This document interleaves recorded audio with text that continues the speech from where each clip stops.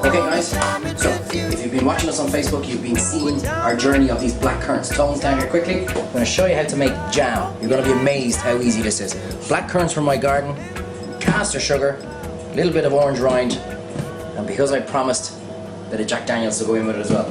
Jam guys, what is jam? Basically, it was how they used to preserve fruit. And they always say you should use equal quantities of fruit to jam. That's bullcrap. Okay, because what we're looking for is, that's if we want to preserve it for a month or two, but this is going to be so good we're going to eat it within a week. Okay, so I've got 400 grams of black currants and 250 grams of caster sugar.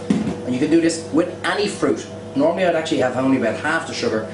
The black currants are a little bit bitter because of this poxy weather we're having at the moment. So I just put in an extra 50 grams just to give it a bit of kick. So simple guys, just pull them off the stalks. As I said, there's a picture of them up. These are going in my back garden. You're going to be amazed how easy this is. Okay, now you don't need special jam, you don't need thermometers, you don't need any of that shite. This is just plain and simple. Our fruit, our black currants, straight into the pot.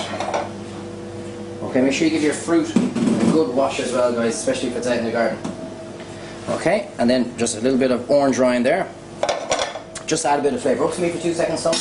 You can put anything you want in jam. You can put in cinnamon sticks, you can put in cloves. If you're going to put in cloves, put them in a little muslin cloth so you can take them out easy. You can put anything. You can put ginger, you can put Jack Daniels, which is exactly what we're about to put in. You can put anything into it. Garlic, black pepper, chili, you name it, it can go in. Okay, so we get the pot nice and hot. And guys, as I said, the reason why I want to show you how to make jam, because in about 4 or 6 weeks time this country is going to be covered in blackberries, all in the wild. So I want to show you how to make jam. Okay, so we're getting up nice and hot there now, and straight in I've got maybe a measure and a half of Jack Daniels. Okay, and if you're worried about it because you're going to give this to the kids, just flambe it. Kill off all the flavour. Kill off all the alcohol, I should say, not all the flavour. Okay, so basically we're bringing that up full whack, and when you hear your fruit whistling to you that it's popping, it's time to throw in our sugar. I told you guys, we don't need thermometers, we don't need anything at all like that, just a bit of common sense. So in with our sugar. I've got all my ingredients in already. So what you're looking for now is basically the sugar. Get a close up on your tones. You're looking for the sugar to caramelize, to melt and dissolve. As simple as. And up to me now for 2 seconds on. So what we're going to do here guys is we're going to bring it up to the boil, and then we're going to simmer it for about 15 to 17 minutes. Don't get too caught up on it, because I'm going to show you the trick that everybody knows from their grannies as to how jam is made, when we take it out and put it on a little small plate. That's it guys. So you don't want to see this boiling for 15-20 minutes. Okay Tones, come on, let's come over here. We'll have a look. Okay, so we've basically been simmering our fruit. It's about 17 minutes now in total, right? Now can you see that, Tones? When I pull the spoon back, it's gone thick, it's nearly, I can see the bottom of the pot. So I know this is ready. I don't need a thermometer, I don't need anything else all like that. I'm going to turn off my heat now. Tones, up to me for a second, right? I've seen so-called celebrity chefs tell you to see if your oil is hot enough in a fat fryer, stick your finger in it, right? Well, they should be shot for being so stupid.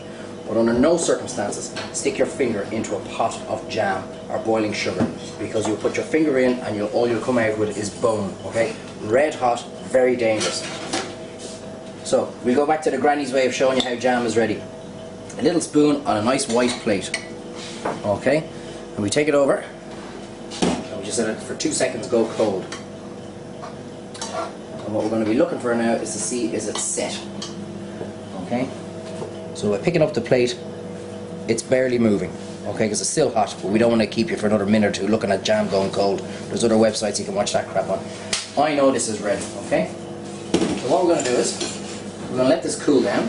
We're going to put it into our jam jar that we've kept, and that's going to last perfectly in a fridge or in a cupboard for a week. But for now, a little bit of the white soda bread that we make here in the restaurant, and a good dollop of butter.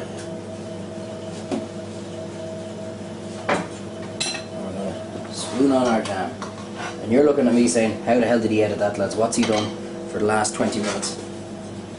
Because there's no way jam is that easy. Well, trust me guys, no thermometers, no fancy gimmicks, no nothing. Simple fruit in a pot with a bit of sugar and anything else you want to put in. That's how you make jam. Is that easy, Tones? Beautiful. Trust me guys, if you want to try this, you'll never buy shitty, potty, shop bought jam ever again when you make your own jam. Okay, let's go. Shane, busy. We'll be back soon.